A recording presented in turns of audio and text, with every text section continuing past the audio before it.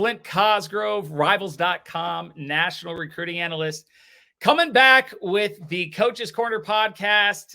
It is me flying solo for now, and I got a very special guest for our return to Coach's Corner. We've got Trevor Trout. Now, Trevor is a former high 4-star, borderline 5-star, probably a composite 5-star defensive tackle out of Chaminade High School in St. Louis.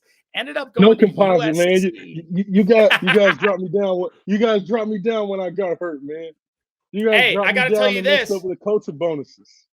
I was looking at the rankings. Rivals had you the highest, so we knew what we were talking about. Had injuries not cut it short, we'd be talking to an NFL guy who probably wouldn't have time for me right now. So, man, you'd be talking to a shade nose practice squad guy, learning the playbooks, getting a check, playing a zero shade. That's you be talking nothing to. Wrong with playing a zero shade, man.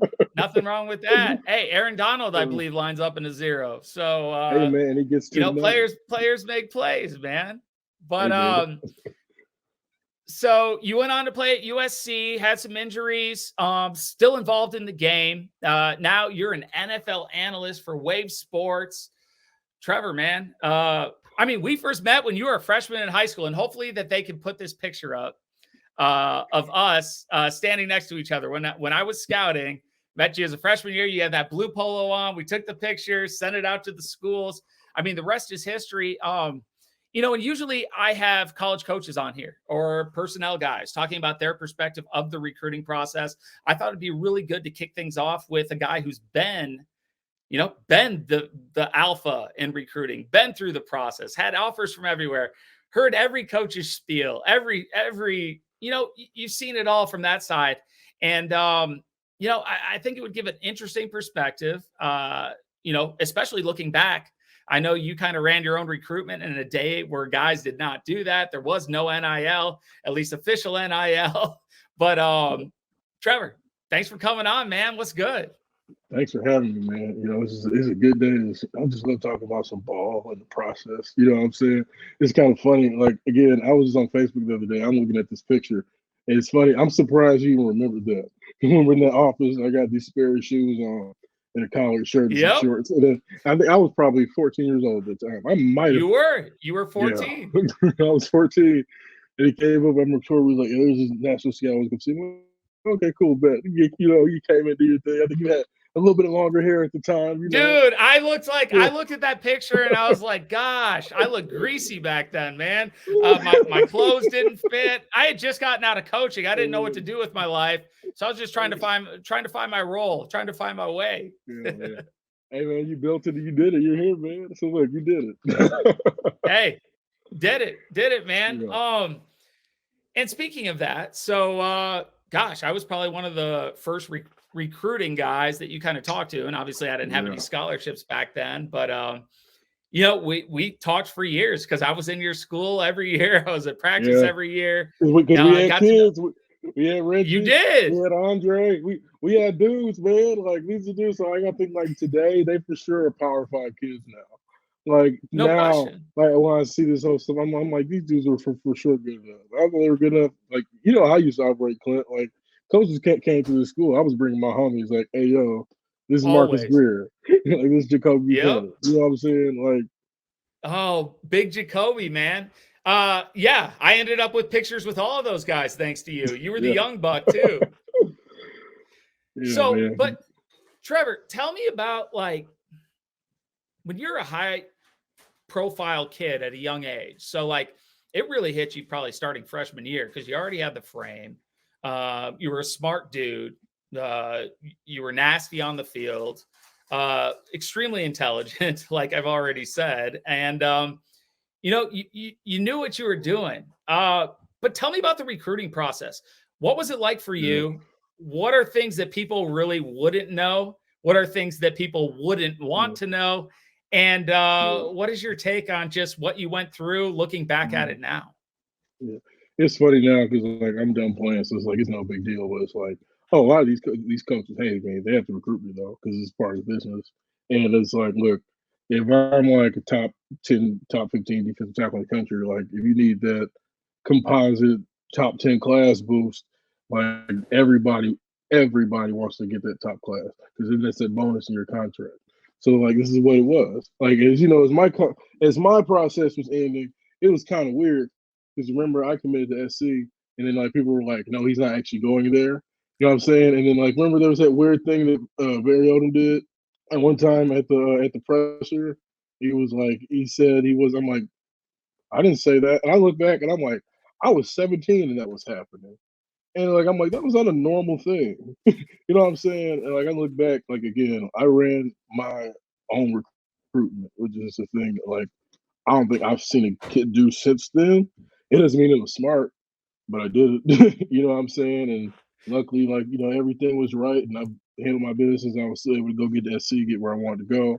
But it's just like it's so crazy now seeing everything going on and I'm looking at recruiting and then my class and some of them before that started a movement and changed recruiting. Like I really think we did that. It was the first time you started seeing kids post their offers and recruiting really went national during that period. There was always national recruiting, but it was like you could even be a 5-star kid. If you lived in Illinois, you were going to go to Wisconsin, Illinois, Mizzou, or whatever other Big 12 school. And that's if you were really good, Yep. right? Like recruiting went national with my class in 2016, 2017. And there was just a bunch of dudes, and like it's cool now seeing it because it helped my city get more national attention. Whether guys didn't end up being pros or not, there were still dudes who were pros in my class. Like Ronnie Burgess was a pro. I remember when he was still in my car, he was like Trevor Mizzou won't offer me. And I was like, bro, you're gonna have like a bunch of offers. This is when he was at U City still. You know what I'm saying? It's funny now seeing him in the NFL, like how all these things work out. You know what I'm saying? Everybody had their journey. You know what I'm saying? It's cool to see now looking back and then seeing how all the other kids are doing it and how they're going through their journeys and their process. For sure. Now, you know, you brought up a big thing, like just the not over, but like the nationalization of recruiting. Whereas, like, yes, there was national recruiting, but it was more regionally covered. And I think a big part of that is Twitter was just becoming a thing. It was just becoming a recruiting tool when you were coming up. I remember my Mm-hmm. last coaching job. I believe I started my Twitter maybe my last couple months there. Like Twitter wasn't a thing. Like I was trying to connect with kids on Facebook. Now I'd be connecting with grandmas on there, and you know, some of the lessons that really you talk about taking over your own recruitment. And I just see, you know, the way you've developed career wise and the things you did while you were a player, as far as, you know, social media, branding, all of that. You know, tell me about, you know, one, social media's role in your recruitment. And then two, what you learned from that that put you in a position to be where you are today as an NFL analyst with, you know, with Wave Sports and doing other branding things. You know, just tell me about the learning process and, you know, what you learned and how you got here. Honestly, it's just, you know, like, you know, I would show up to the events, like I would go there, I perform, and then like when people ask me questions in the whole process of how this thing worked, I would give them the honest answers that are reasonable. And looking back, I probably tell too much. Absolutely. You know what I'm saying? It's kind of funny thing about like how old I was and then how all these things work. You know, like during our time too, like that was the first time kids started getting offered on Twitter. So like that whole fake verbal offer era, that comes all from us. So remember how many kids had like You're the 40 OGs of offers? the fake offer. We're the fake I love how offer. you're owning it. We are the fake offer OGs. And you remember like how this stuff worked? Because remember junior year, like think about it, my class was the first one to also have the early signing period. Okay. But remember junior year, like you get that. That was the first time people really waited at 12 o'clock and they want to text the kid their official offer. That was my era. You know what I'm saying? And like it was all spectacle. And we're looking at, we're thinking this is how it worked. Like I didn't just wasn't dropping top 15s and top 17s just because I want to be an asshole. It's simply because I thought that's just what you did. You know what I mean? Like I remember one time we went to the Arkansas camp and then like I visited there, it was cool, whatever. And then like since we left, like I dropped some top schools and they weren't on it. You know what I mean? And like people are looking at him like, Trev, that's sick. I'm like, I didn't look at it that way. I just thought that this was just how you did it. That You know was what part of I'm the saying? process. You narrowed it And you down know, like, publicly. yeah. And like I look back at it now, and it's like people do it's like, oh, Trev. I'm like, I'm I've been in the public eye since I was 14 years old. Like, so I try to tell people, I'm like, none of this stuff is new to me. This business, football, whatever, the ups and downs or whatever. I'm like, I went through a lot of stuff in this entire process, even in the college process. So it's like, it's funny seeing kids now. It's like it's a different game because there's real money on the table now, real Yeah. money to be made, and it's outside and it's loud. And you know, I think the kids do a better job now because they're aware of how they're seeing what's going on and what's on the table. And personally, I think it's a great idea. I think it's awesome because for a long time we wanted to call these kids amateurs or whatever. I'm like, okay, cool. Well, people are getting $1 million NIL deals now, so these aren't kids anymore. These aren't kids anymore. Like you think, bro, I remember one time he'll laugh at it. He still, I don't care. Ruffin McNeil blocked me one time. Like I had a coach from New Mexico State tell me one time he didn't offer me because of tweets I made. I was never going there anyway. But it's funny that he said it. Something there was like, I didn't get New Mexico State offer. Regardless, here's the thing: like that recruiting wasn't going to stop. Like you still got to go get kids. I'm like people talking about me. I'm like shit. The kids are worse now, quote unquote worse. Why? Oh, because they know what's going on. We didn't know. We were But you just kind doing of did. it. You kind of did. I mean, like you said, that was the generation of the top 15, the top 10. Yeah. Like how did that stuff work? You just see somebody do it, or you're just like, I'm gonna drop a top 10. What was the thought That's process at the that's time? that's really what used to happen because like this is what people were doing. So like, you had a time like before there was the social media recruiting experts, whatever. These are just graphic guys who want to make cool edits for kids that are going to school. And the thing is, people love doing this stuff, and it would always get great engagement or whatever. You know what I'm saying? And then like now, the fact is like, oh wow, this is $1 million business now. It's like it's insane to me. Like you got to have a good creative whatever to help get like you got to have dope graphics and whatnot. Like that wasn't a thing yet. That was Yeah. still in its early resurgence of stuff. So it's like all the coaches were on Twitter. So like it's easy for Will Muschamp to be like, "Hey, Big Bub, like we want to, I'm want to give you an offer," and you boom, I go tweet, blessed to have offer from whatever. It wasn't even about that. It was more so to honestly help you guys do your job because it's like regardless, they're going to ask me at the end of the week what's going on. So like, why not just make it easier for them to Why not do it? just put it out there? Yeah, Yeah. like I like mean, I like you're never. no, keep going. But I was gonna say you're like the original like marketers of the recruiting industry. Yeah, and it's just funny because it's like kids, like even kids, like we visited way more schools than we ever visited. Like you remember, like Carl used to put like 8 kids in the back of a van, and they would travel across the country and then go like hit every single Big Ten school in the Midwest, and then like they go post it, boom, offers, gang got offers, whatever. Like it's the game was changing like in our very eye, and we had no idea because we just wanted to play and just do the thing we had to do. Now, me, you know how I was operating. I was just doing my thing on the phone because it really wasn't that big of a deal then. Like it was becoming one, but now it's a big deal because there's like multi-million-dollar deals on the table for these kids through this thing. Like there's kids who are legit found discovering rank off of the fact like they can go in there. Oh wow, I saw this kid's film on Huddle or whatever, whatnot. Even Huddle. Every school didn't even have Huddle yet. People don't see some of these people's film. My school had Huddle Yeah. because my school was rich, but everyone didn't have Yes, Huddle yes, they yet. were. I mean, Yeah, like you're sponsored by Drury Inn. come on, man, don't do that. Shout out to my guy Brendan Drury. Shout out to my guy Ethan. But don't do that. But like, Hey, I've it's been just. up in the football room. It was built by Drury. But yeah, man, just like looking back and like how I got back, I got to the end, and it was like I needed somewhere to go to school. Like I tell people, as I try to tell kids too, especially they're listening, it's like all because you got 40 verbals, I mean, you got official offers. Like, if you can't, I'm like, some of you guys cannot commit. Again, kids who were to top any 30 in of the them. country. Like, it's funny. It's funny seeing this now, and it's like, yo. Now, when I tell people, I'm like, there's kids who are in the top 25 who may only have 2 official offers right now. They think I'm playing, and I'm like, no. And on top of that, we went through the time where we had the early signing period. You know what I'm saying? And there's kids who were being forced to sign early.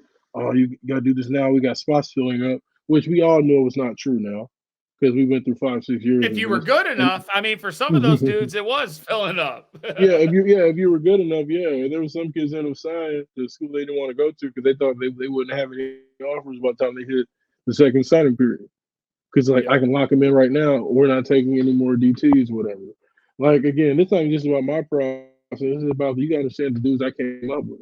Like remember NFL? Remember NFL prep? They had the NFL prep program. Like freshmen, some of the Kind top of freshmen in the do. country. Some of the top freshmen in Yeah. the country. We all went out to Pittsburgh. I mean, I went out to Pennsylvania, and they did a thing, whatever. So you got had kids like Micah Parsons, like Verone McKinley, like Brevin, like those dudes end up touching the NFL. Like, there was at least, at the very least, 3 pros in that group. I Because for the remember I most remember part, you going out there actually. yeah, there was dudes, and it's just funny, it's like just seeing how what all that came of this is watching like the change and evolution of football and how we recruit. Like I tell people this, I'm like, yo, Nick Saban got a kid to commit to Alabama, and he was going to USC from Hawaii. I'm like, do you know how incredible that is? Like that's my era. That didn't happen before that. They didn't do that. He went to a Pac-12 school or something. Like going to Alabama, the top quarterback on Hawaii. This didn't happen. That happened though. And that's why I say when like Yeah. recruiting went national, that's when recruiting went national. People weren't hitting cities like St. Louis in national recruiting until my class. It's just surreal. It doesn't even mean necessarily that our class was that great. It's just that's what happened because people finally had visibility and they can go see who was good. Like remember when Cam Babb came off the scene his sophomore year, Yeah. and it was like, oh my god, like this dude is so good, bro. You know what I'm saying? And then you got even Cam Cam Brown. was a beast now. Yeah, like Cameron Brown went took to that satellite camp, ran a 4.4, and it was like, yo, he's a starter for Ohio State. They got it right. Yep.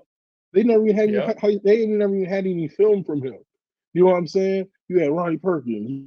You had dudes like Michael Thompson. You know what I mean? Like we had like just like good high major kids. Personally, I'll say it right now. Like we all wanted to go to Mizzou. Like then probably everybody would have went. Everybody don't want to do it. It is what it was. Well, In hey, my Luther kid broke the mind, trend this year, though. because had to get it right. You had to get it right with Luther. You want to make it right with St. Louis, you got to get it right with Luther. And that's why Yeah. I love about football and things, whatever. They featured Luther last weekend. And the weekend before. I Like they know. featured Luther. Because the thing is, you got to get it right. And one thing they used to always say was, you got to get recruiting right in your state. Like no matter what No state that question. is in college football, you got to get the best kids out of your state.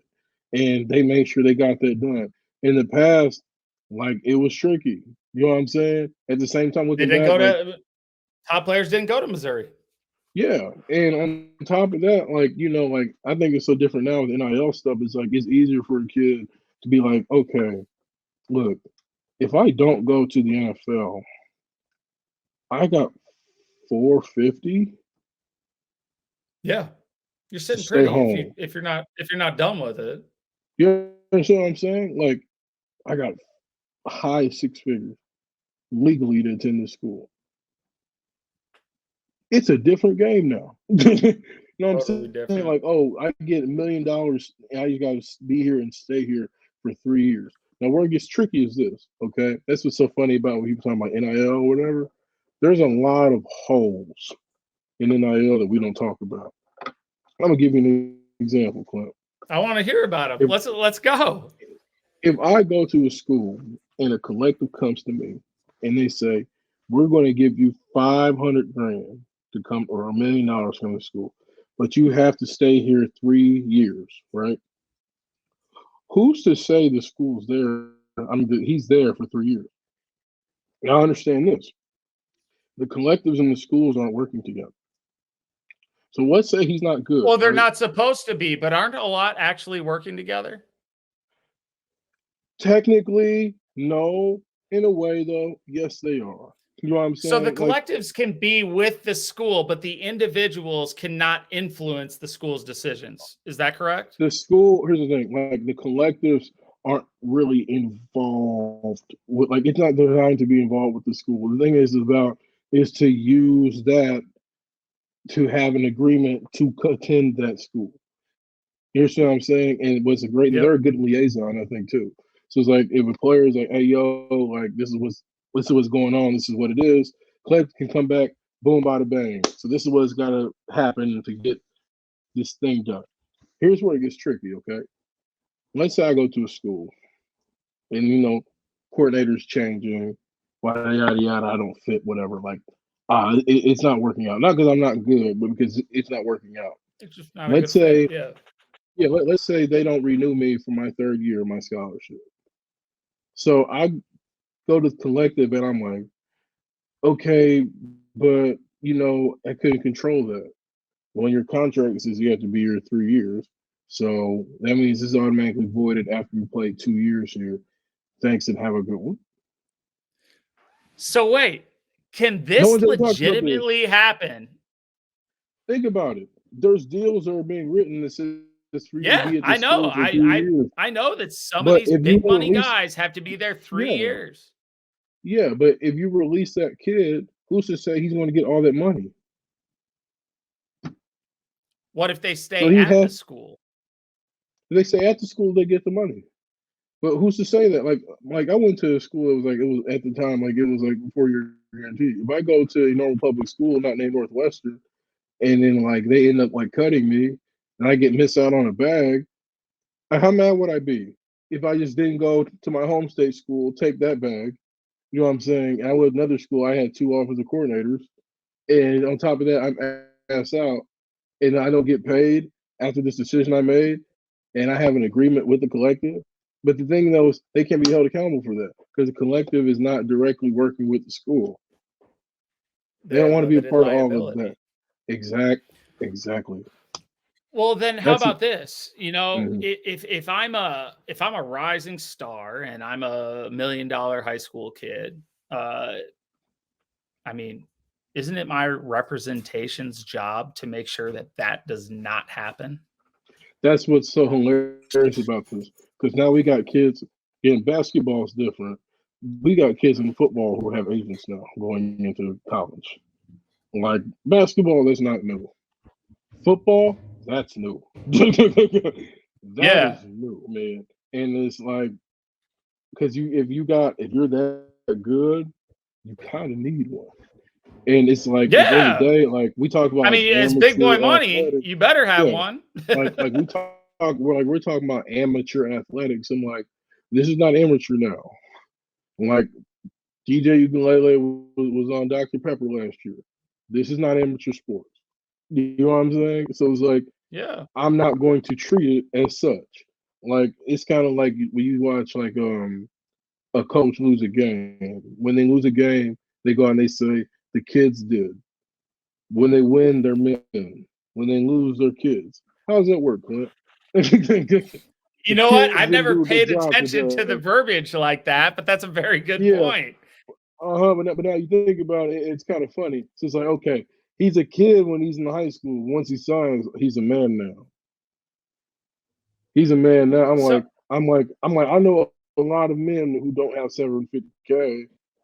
You know what I'm no saying? Like question. he's I know 18. more He's men that 18, and don't he can than do. exactly. I'm like, bro. I mean, this is a teenager, but like, oh, you're gonna act like he's not a professional? He's a professional. He's a professional. Like you're bringing him here to play. Like, and you're willing at the same time to give him a form of a deal to commit to your school, which means there's a form of profitable value for him to be at your school. Because if you attend my campus and we're winning, I can make millions and millions of dollars, lots of it. Like just it's out in the open. Just tell the truth about the thing. because it's legal now, So so we can be honest about it.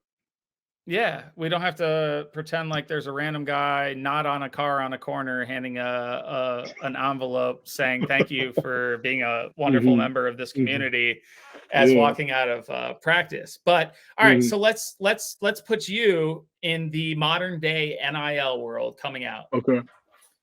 All right. Me. And I mean, how do you handle it? Do you take the biggest bag? Do you go where Back the heart then, is? Do you? I mean, what would you do? Back then, looking back, I probably Clint. Back then, you probably know if NIL was around, you know I would have went. You know I would have went. You Well, know where I dude, would have went. yeah, You know where and I would as have you went. get older, No, where? say it. I want to hear it. I want to hear it. You know where Missouri? you know where I was going to go. You know that. You know that's where I would. If NIL was you would have been a Mizzou man. But you wouldn't be in Hollywood now chopping it up and doing big things out there if that was the case. Talking about, absolutely. But we're talking about 17-year-old Trevor. Yeah. If they brought me in and then sat me down, and again, like even with them, my recruitment was weird. But at the same time, I ran my own recruitment. So that's how everything was tricky. But if there was NIL money and it was available for me, like, hey Trevor, like we're gonna give you $750 to go to this school. I mean, you to gotta stay take home, it, right? You have to take it. Like and you're that is staying home. life changing. That is life changing. That's life changing money. Like, and on top of that, like you have to play. Like you just have to play. Like it would have been perfect. Like you know how I ran my stuff back then. I wasn't with a bunch of like, I never came to them schools talking about something, I just took my visits. You know what I mean? Yep. And I knew that because like I understood like how these things work, where I was at, what was going on. Like I got hurt senior year, this and the third. Like, well, I'm gonna go run up to the school talking about some, oh yeah, this is what I want. Like, no. You know what I mean? But like at the time, again, looking back, like knowing what I know now and then seeing how these things go, like if I told my mom, hey, they're going to give me this much money to attend school, she'd be like, Mom would have taken over your recruitment. You wouldn't be in charge anymore. No, it's like you no longer run the show now. This is different. Like this is Mom's show now, Trevor. Yeah. She'd be like, this is a pivotal moment for the family now. I'm handling this. Now you want to get involved. I thought you weren't into football, Mom. And here's the thing. I tell people, like, they talk like college coaches and stuff. Like, the thing that's, like, was so funny with my recruitment is, like, people get mad because they knew, like, getting through to my parents wasn't going to do anything. Like, they could be, let me talk to mom and dad and try to get it done. No. there is no getting it done. As coaches, the head coach is always asking the recruiter, who's the influential person in this? Because rarely is it the kid making the decision, and it's mom. Dad. It's mom. And if you get in with mom and you get in with the kid, you usually got a good shot. Dad's usually talking a lot, but mama's usually Dad's talk a lot. Mom's called a shot. The shots. And if dad doesn't agree, he's sleeping on the couch. He's like, that's tough. That is the number one thing. If you understand the dynamics of that as a young college football coach, especially, if you can get in with mom and you can relate to the coaches, the kid, everyone wants to talk to the QB trainer, everyone talks to this and that and the third. I'm like, does he have a mom at home? We don't got to overcomplicate this. I'm like, we're not talking about anything then. We're not talking about anything. Yeah. That's the key. But like you said, that your parents weren't into football. You were going to get your education whether you played football or not. You went to Chaminade. You were a smart guy. You were going to go to college. And your parents cared more about that than the football aspect. But it's funny how you say that. Once NIL comes into play, there's a lot more football fans. Yeah. It's like wow. Everybody loves football now. Everyone's concerned about where I'm going to go and what my recruitment is, and this and the third. Like, imagine at that time, me going to the high school I was going to in the little shell town we are, St. Louis. You had like a group of 10 kids. They were all getting $350 to go to Mizzou. You're going to tell me that we weren't going to go? You were all going. We were. Well, we wanted to. It's just like people do the thing. You guys all got to. I'm like, no. It's people wanted to do their own thing. Like, you think I was going to pull up to Mizzou unless all my peers were going? Like, you know what I'm saying? Like, that's never how things usually work. Or there wasn't even any package deal. Like, obviously, like SC, like they wanted the Michael Thompson and me package deal because they really wanted Mike.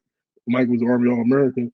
What's that do? That helps boost the class, and that goes back to the thing what you're talking about through this NIL stuff or whatever. It's like NIL is great. It's like why? Because of recruiting.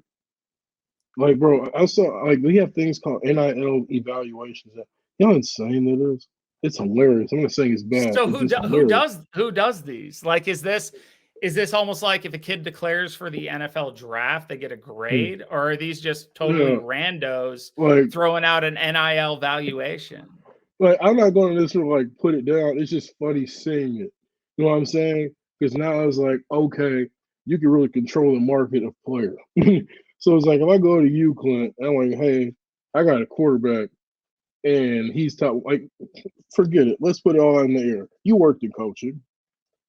If I had a chance to be a top 12 or top 10 class in the country, and my bonus is being stopped because Clint Cosgrove doesn't think that the kid I signed is better than his other kid, I'm gonna call Clint. Hey, I'm gonna call. You know this. You ain't lying. You are lying. I had a conversation with some basketball guys over this. I'm like, you all really think this doesn't happen? I'm like, I'm gonna call you. I'm gonna be like, hey, dog, I've known you for 10 years. I'm gonna give you everything you need. I'm gonna give you everything you needed. You can't bump this kid 2 spots up so I can go get this 450K bag in my bonus from the school. Come on, man. Trevor, it is crazy that you say that because when I was coaching, I swear to God, that never even crossed my mind. But now you're looking back and you're seeing it and you're in it. You're like, wow, and I'm one signing really day in this side, and that does happen. People are hitting you like, yo, like, hey, like this defensive tackle I got, like, bro, he's better than that kid. He's better. Yo, he got a buck. You know what I'm saying? Again, like always politicking, man. People talk about parents of high school coaches. I'm like, bro, you think the college coaches are doing that? Like, I'm doing things in my best interest. Like, yo, if I get a top 10 class, I get a bonus, and then what? Oh, I get to be the Rivals Recruiter of the Year. Dude, I'm not gonna lie. I was on the phone till about 1 a.m, going into signing day, and I wasn't expecting that. Now, if you can recruit, you will always have a job in college football. There is no question about that. Recruiters get paid no matter what. If you can get kids on the campus, you will always have a job. That is factual information. There's guys, and we all know this, who can't coach a lick, but they can get the players. And there's guys who can coach really well and can't get the players. And at the end of the day, the players are the ones winning the football game. So who's more valuable? What they say, talent wins them, coaching loses them. That's football in a bind. No question. It's either you got the kids or you don't. You know what I'm question. Saying? So if I'm a coach, and just knowing what you've gone through, and obviously it's changed since your recruitment, but you're also very involved between, with Wave, with, individual projects that you have, with, your contacts within the industry, within the NFL and everything like that.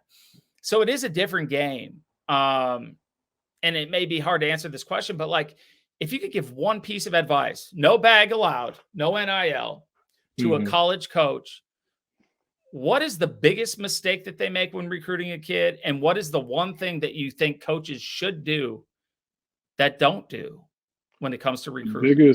The biggest mistake. So are we talking about in terms of landing the kid or just or anything? Just like, I mean, we all know that there's a conversation that can end a recruitment. And then there's also times where a kid really likes a school, but they're put off by something or some coach or some part about it. What is the thing that a coach should just, if there's only one rule, this is the one that you need to follow, or you're going to screw things up.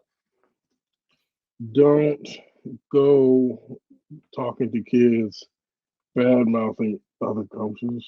I would think that might be one of the things that gets people cooked because, like, people hear about it. You know what I'm Yeah. saying? Like they tell, oh, he's not doing, he's not whatever. Like that's one, but also like at the same time, like I think I came up during the time where just like the way we were getting recruited and how kids felt about it, like it was different. And then the coaches had to be okay with some stuff. Like, for example, like remember there used to be, hey, your highlight video can't have any cussing in it and all this stuff. Remember that? Oh God, yeah. You watch this stuff now, dude. What? Oh, what are you It's gonna like, do? You're not gonna recruit the 5-star tailback because he likes to listen to Lil Baby? No. See, my era is so funny to me because I'm like, yo, I watched recruiting change in real time. I'm like, yo, Kodak Black was in the locker room at Florida. I'm very confident that kids got on that campus because of that. no Like, I really question. feel that way. Like No question. Nebraska, like schools like Nebraska, like Dante Williams was doing a hell of a. That's my guy right there, Dante. Dante, that's my dog. Dante was killing with that Calibraska stuff. He got it. He understood what the kids like. He wore the shoes. He listened to the music. Like you see all these coaches now, like fold over whatever. They put the Jordan 1s on. All the kids think it's cool. Like, but that started during my time. So now it's like you got to actually be real about it. You got to really be outside of what's going on. Because look here, what's so funny with that stuff? Like I think about like Kodak Black dropped an album, right? I never forget. I got like a recruiting graphic that was something in the lines of around that album at the time because Kodak Black legit was a graphic recruiting strategy that was used by schools during that time. I know you remember this. I know you Well, do. Like using I'm a rappers. Kodak. I'm a Kodak fan. What can I Yeah. say? Yeah. So like you remember like all the sidelines, like that's how a lot of this stuff was getting done. So you gotta think about you're a kid, you see this, you're like, wow, that's dope, that's fire. Like I'm gonna keep talking to these coaches. I'm gonna keep talking to John Perella. Like, bro, think about it. Nebraska was killing it in recruiting. I took a visit to Nebraska, unofficial, to I remember Lincoln that. in a car off of this In a stuff. car. You know what I'm No saying? PJ. And then he went out. They got Javon McQuitty. They had got Keyshawn Johnson was pretty good at that time, man. Like Tristan Garriott, that was a pretty good. They got them packaged. They got that done. Like they were killing it. Like Tyson Lynn, like they were getting it done, man. They were getting kids from the West Coast to come to Nebraska. That does not happen without the internet. It doesn't. And You then when know, you pulled up on the visit, they did stuff there where like you forgot, like, okay, yeah, this is Nebraska. Because you think about this is recruiting. The way that they were playing, it was like the whole family thing, whatever. Like remember, yeah. like you had kids driving a cart around on unofficial visits and all that. On You're top of going to that, Disneyland, not uh-huh, Nebraska. yeah. And then you have a cat like Keith Williams who's posting clips of him training pros. And he's like, come play for me. Like people weren't Keith. doing that back then. I Yeah, I mean, that's remember. yeah. Like That you want evolution has been insane too. it's a I mean, because crazy that's scene what in real drives time. everything. I mean, like you go and look at like our rivals' Instagram. You'll just have a kid on there with a flex or gloves, and that's 200,000 views. Yep. Just And like being that on the sideline doing stuff or whatever. And it's like, yo, like these kids are brands now, just what it is. Like it's crazy. it's just where we're at. You Like, know, it's don't be mad. Coaches yeah, have no, brands.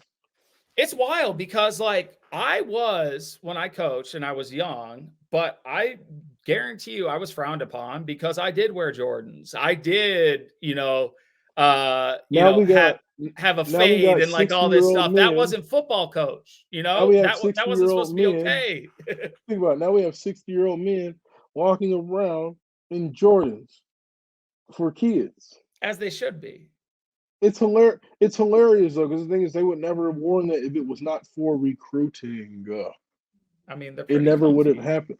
No, man, I'm telling you. Like you're seeing Eli Drinkowitz wearing Jordans. Like you think he wears Jordans when he goes pop? No, this I is don't for know. recruiting. Eli got some swag though. What do you think? this is recruiting, man. It's okay. Like there's nothing wrong with that. It's just good recruiting. Like it's different if the DB's coach who looks like me, like he comes to my house and like he's got on a pair of fours. Like, okay, I get that. Like we're legit seeing dudes who are fossils putting on Throwing some like Yeezys Metro on. low top Jordans. And the thing is, like Nike's making sure that they all get them. So like Yep. you got on the sideline, you see like coach walking in, like he's got this drip, and then like Paid for. he's like, wow, like it's like you know how hilarious it was to me to see Coach K out there with some Air Forces on. Hey, Like he probably looked at give those shoes in the me locker room. 2 pairs. I need 2 pairs. Coach K said, I need 2 pair. He's walking down the baseline. He wants to put his orthopedic shoes, but guess what? He's like, damn it. Well, guess what? I want to have the #1 class in the country again. So like, let me go ahead and put these black Air Forces on and keep it rocking. Hey, you can just throw some New Balance inserts in there to make it right. Cause check this out. Right? His rivals is gonna go in there and take a picture and be like, Coach K got that drip. All the kids are gonna see it. Yep. This is No strategic. This question. is good business. Like that's why Lincoln Riley is the perfect fit for USC. Because All right, like so it's tell me got the about look. it. Let's talk about this. And we're gonna run out of time. And there's a bunch of more things that I want to talk with you about. So we'll probably have to do another episode. But let's talk about Lincoln Riley because I mean, you're a USC guy. You played there. You know the players there. You covered, you cover it. You work in social media. You're a jack of all trades. I mean, you do a little bit of everything, Trevor. And it's something that you started while you were a player. And we talked about this off camera. How people don't realize that they really think it's just something I just was just doing because it's like no, I used to just be in high school just talking about stuff, just talking about what was going on or whatever. And the people looked in like it was supposed to be like a recruiting account. Well, this is the internet. Like I'm just you getting put in it these into kids off. action, man. Yeah, you know what I'm saying. And You it's know, funny because all the other kids are doing it now. And like, with coach is gonna get mad because he posted a Baby Drill song. No, you're not. You're gonna make an edit no. about how he likes Baby Drill, and guess what? You're gonna make an official visit with all his favorite things and all his favorite candies and all his favorite music.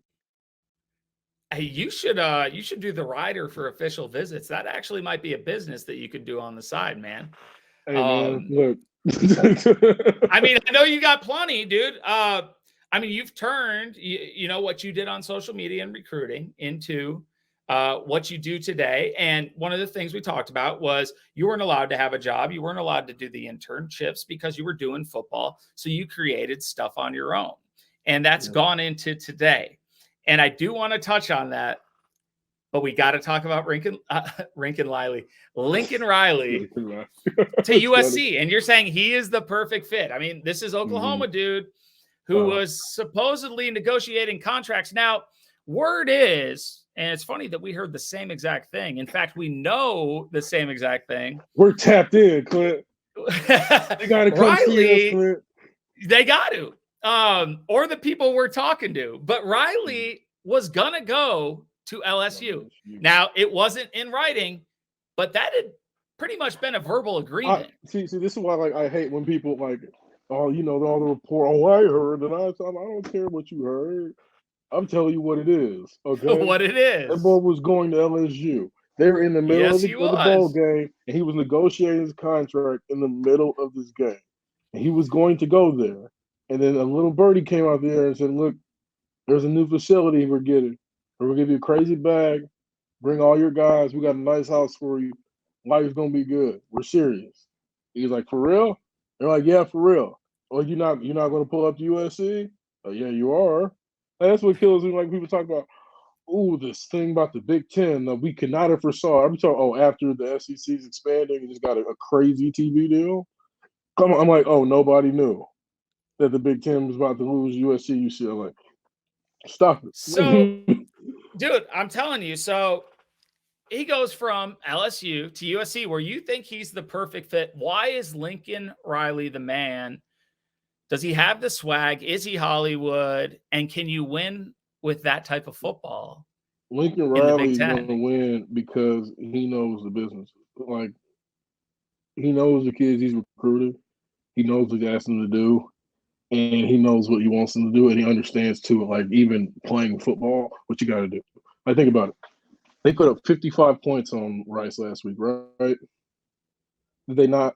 Oh, okay, cool. Yeah. What if people do? Cry, complain. Oh no, he did that. Oh, it's bad. USC today in the AP top 10 in the country, ranked number 10.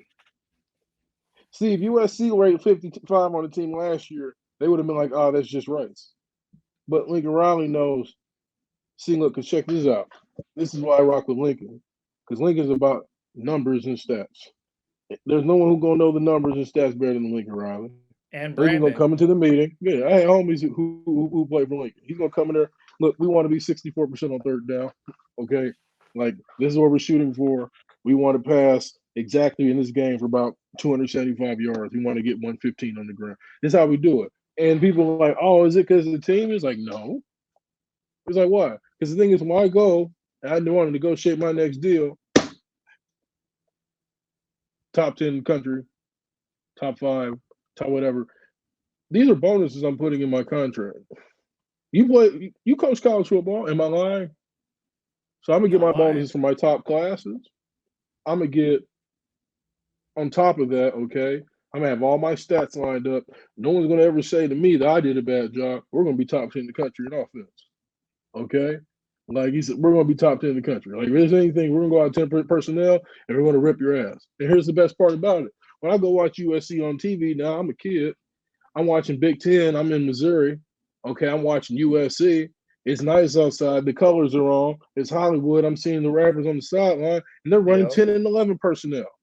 So I could go here, and we're going to throw the ball. We're going to do a bunch of inside zone. What? Oh, I'm coming. I mean, that is some true stuff right there. That's why Nick Saban changed the way he played offense. Remember, he came in there, everyone's going up tempo, gotta hurry. Yeah, he was all about defense. You never said, thought he would go to the offensive way. Yep, he said US. I mean, he said the NFL is a specialty defense type of league. He said now I got to change how we recruit because the whole tempo thing, whatever. So what he do? He walked up in that press. He said, "This is what we doing? Okay, bet. I got something for everybody's ass." And next year, what he do? Went spread, he brought it, tore people up. He tore and people you up. Never saw it coming. He said, you never saw it coming. And he said because Alabama used to just wear you down. That's just how he used to play. And just play defense. But the game evolved, and he evolved. And the thing is, like people ask why he evolved. I'm like, I'm telling you why he evolved. Because there's certain things you got to do now if you want to get the top kids. The top kids not trying to go, bro. Julio Jones in 2022 is not going to Alabama to stop block from working to run the ball. He's not doing that type of sacrifice. There's money on the Where's he going, Georgia? He's going somewhere that's going to throw him the ball and pay him. USC? A school that's going to pay. That's where he's going to go. Regardless, I'm not pulling up to block. Evan Stewart didn't come to Texas A&M to block. Yeah, that's what it is. What are they doing? They spreading that ball out. People were touching it. Freshmen playing. Chris Marshall, freak. Oh my goodness. I know you've seen him. Freak. Yeah. He was an amazing basketball player. My guy Court coached him on JL3. Like, I'm coming here not to block. You feel what I'm saying? And guess what? The first week, they made that known. So then you got a guy like Riley. Check this out. We're in LA, okay? You got kids who are NIL represented, all right? Mm-hmm. If I'm not mistaken, Lincoln's an A1 guy. If they're signing A1 kids, I'm going to feature these kids. We're signing them. Again, we're in my agency. Like, it's not like the gray area. Like, there's no longer any real gray areas. You can really do anything you want. So Zachariah Branch is day one. He's going to get the rock. Man, look, if the Jenny's in the favor, like, boys is playing. Like, it's just what it is. Like, it's all a business, man. Like, it's just business. That's all. It's just out in the open now. The game has changed, man. It's just out in the open, man. Like, think about it, Clint. If you were a head coach of a team, right? And you had nobody hiring me. Yeah, but check this out, though. Check this out. You're the head coach of a school, right? And then I'm at this place, okay?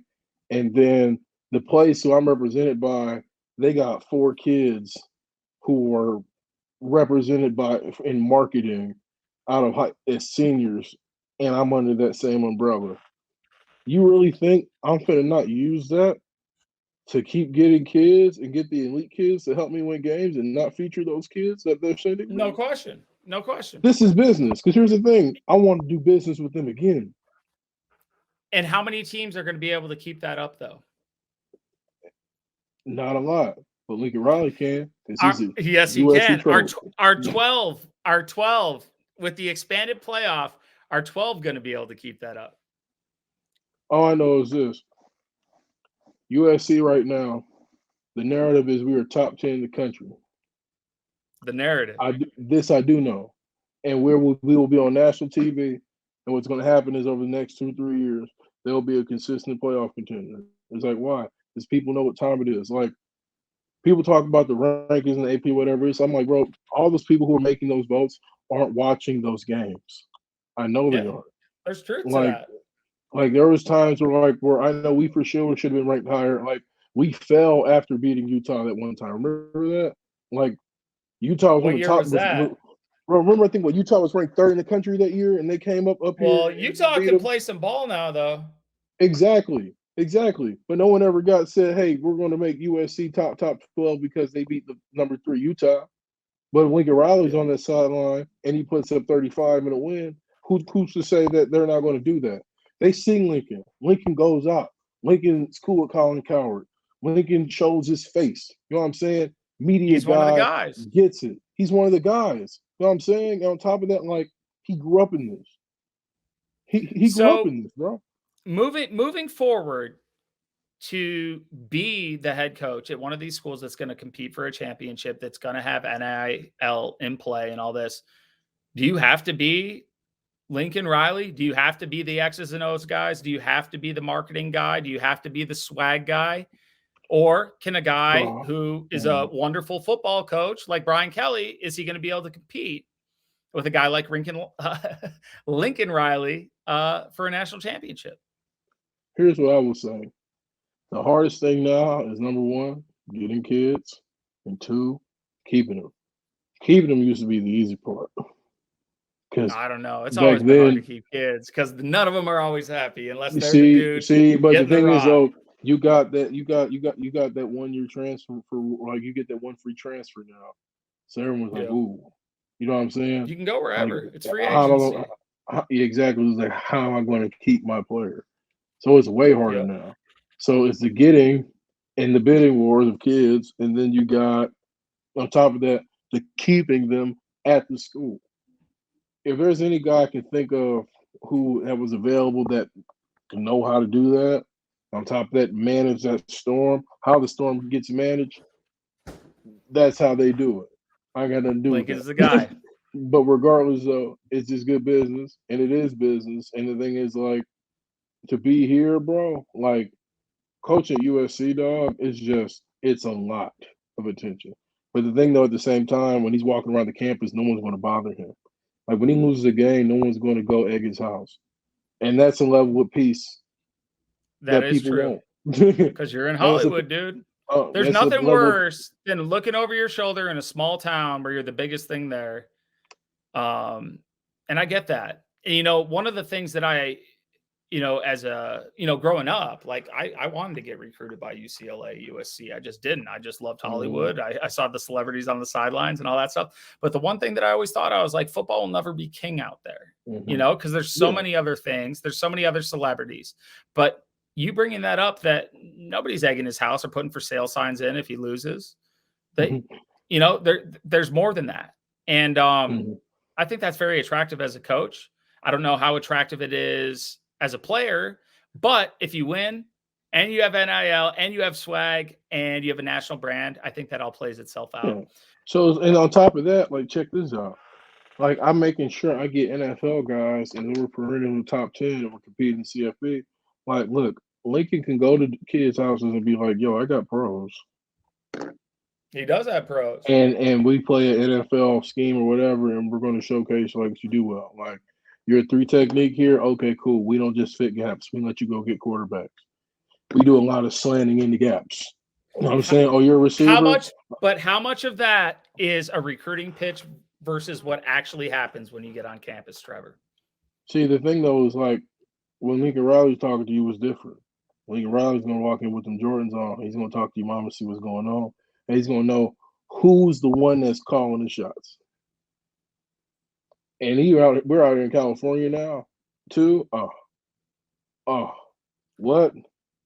Like, think about it. How many times you seen Lincoln Riley lose out on a kid? I mean, he took most of his kids from Oklahoma with him. They like him. They like him. I guess it all comes down to winning too. At the end of the day, yes, there's only so much NIL money, and there's winning conquers all. Yes, but there's only so many balls to go around. Only so many guys can be on the field at once. Let's finish with this, and we're definitely going to get back for another talk, whether it be for Coach's Corner or something else, because this is great. You give a lot of perspective that not a lot of people have. You know, having gone through the beginning of the big time media and Twitter of the recruiting, and then going to a premier program, and then working your way into not only while you were a player, but now, being as part of the sports media, being branding, marketing, everything like that. Give me your take. Year one for Lincoln Riley. How does USC finish this year? And then 3 years from now, what are we saying about his tenure at USC? I see 10 wins simply because, like, who's stopping us from scoring?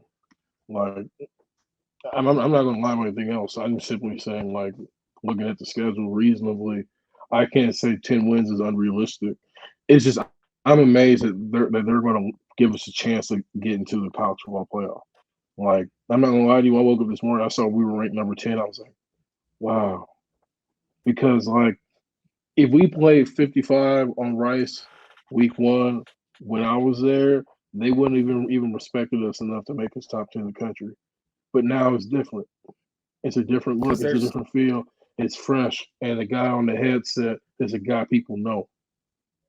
So it's easy for me now to be like, yo, I got to make him top 10 in the country. Like, you got to think about it. There was games A&M lost last year that they had no business. They never would drop them, though, ever. Because they're an SEC and Jimbo Fisher's a face.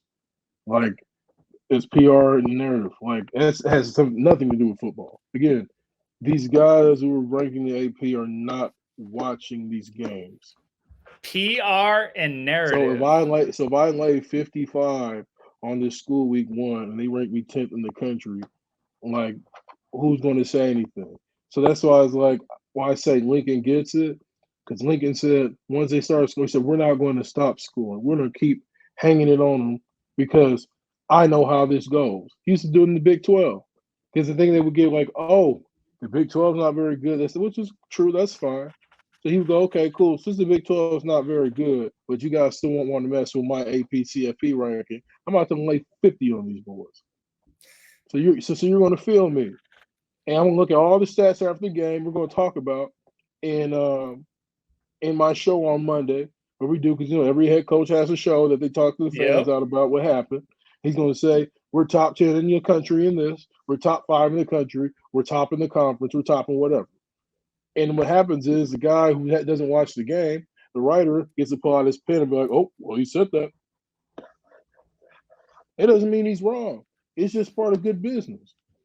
Is it weird to you that a young coach with a new brand of football than the traditional is, from what you're saying and from a marketing perspective, bringing legitimacy to one of the most legitimate brands in college football? Is this where you see college football heading moving forward? We're really here, Clint. Like, we're witnessing something special going on in college football, because now, like, it's just, I just want to know where it's going to go and how cutthroat this could really get, because it's not all sunshine and rainbows. It can never be like that in college. No question. So, like, people are having too much fun. I want to know when they're going to stop it, everybody from having all the fun, because people are going to get to the point. Because here's what's going to happen. Okay, a guy like Dabo Swinney or Nick Saban going to use a high level elite kid. Like, we're seeing something like the thing at LSU with them losing Boot. Like, that's going to be a big deal.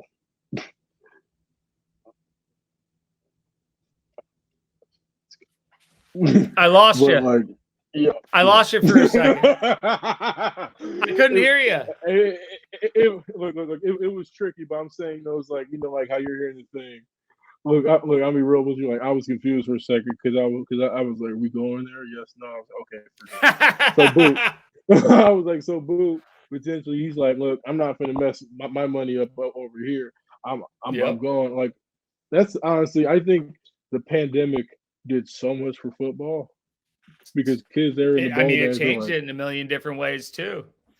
yeah, no, because kids were in the ball game. They're like, wait, I'm playing the New Year's Six ball in the pandemic, and nobody's here. Better than yet. Oh yeah, everyone's getting Deuces. an extra year. Everyone's getting an extra year. I'm a first round pick. No one's seeing me play. We're not even. We don't even know if we're going to have a college football playoff. I'm gonna go ahead and roll out there and play for nothing. Boys were like, deuces, I'm done with this. And guess what? That ain't it. Guys still got drafted. Guys said, Yep. oh, 6 games. Hey, Jamar went out there. He looked at what was going on. He said, shut it down. Sting I'm went chilling. out there. Sting went out there, saw what's going on. Oh, I'm not going to let these boys mess up my bag. Pop said, shut it down. And guess what? Hey, Pops was in charge there, not Mom. Millionaires. Exactly. Millionaires. You know why? Yeah. And straight ballers. But hold on. You better be able to play if you're going to do that. If you're going to do that, you better be nice. Like, you better be nice. Like I'm looking at the Jordan Addison thing. And now I look at how Pitt plays offense. Like my boy Keys is there. But like, they run the rocket lot. He probably was there. He was like, wow, like Pat want to really run this ball. He was like, oh, I guess I'm finna go get up out of here. And here's the thing, like I can't. I'm gonna go and get some balls and the bag. You can't blame him for it. It's a business now. So you understand. You understand. No matter what players you got in college coaches are not changing their philosophy because the kids on their campus. It's not happening. Well, they should. These guys find their thing. They find their thing and they stick with their thing. And that's why Nick Saban is so great because he has this thing and he changed this thing to make sure kids keep coming to his school. You know what I'm saying? He changed what he did. A lot of these guys don't do that. So it's like, I understand. Well, it was all about defense before. And defense isn't necessarily pretty. Mm-hmm. Like 09 Alabama, I think is the greatest defense in probably in history of college football. Like flat out. But what happened is once the game got spread out and they started, like it happened with Reggie Bush. When they started motioning Reggie Bush out, Norm Chow, and they started putting him on big slow linebackers, that's when people started realizing after 5 or 6 years, I think we need to change how we recruit. Yeah, you're not supposed to do that. He has to stay in the backfield and line up in the eye. And you see kids who are recruited now. It's like I have a nickel. Like you remember, like you imagine, like being like, yo, I have to recruit. I'm a nickel out of high school. Like no, he's like, yo, I'm going to the bench. You're the fifth corner. Like you're the fifth. Now corner. that's like an actual thing. Like you're a dude. And you can get you can cover the slot guy. Yeah. Football is getting incredible out here. Like tight ends, right? Like the tight end damn near is obsolete in college. Like at the high major level, unless like you're an off-ball tight end. Because what? Why would a 5-star tight end want to go to a school to go block? It's not happening out here. You know what I'm saying? No, like they're all jumbo slots now, man. They're all jumbo slots. You don't get a lot of inline tight ends, but I'll tell you this: if you can block and you can receive, that's where the money's at.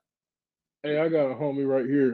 In my school we had John Baxter. So John Baxter, we come to special teams, like absolute warlord up there. My boy Eric's in the NFL.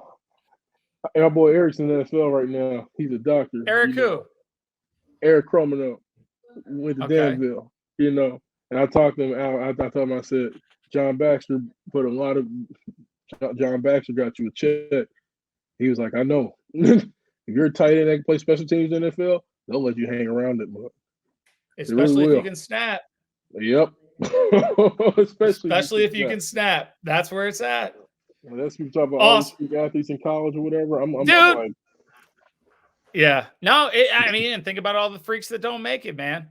Well, Trevor, we could talk forever, man. This has been absolutely awesome. Hopefully we can get together for this soon. Thank you for coming on That was Coach's fun, man. Corner, a new edition of Coach's Corner. And I like where this is going, man. But best of luck with everything.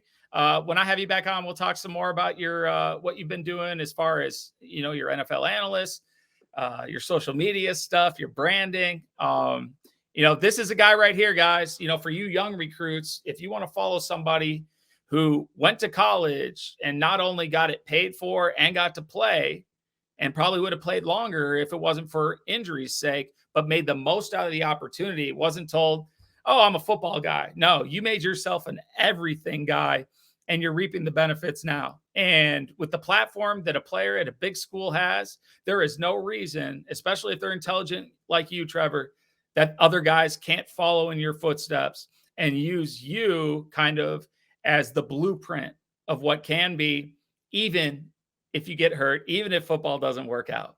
But man, it's been a pleasure. You brought a lot of good insight, man, and I appreciate you coming on. Thanks.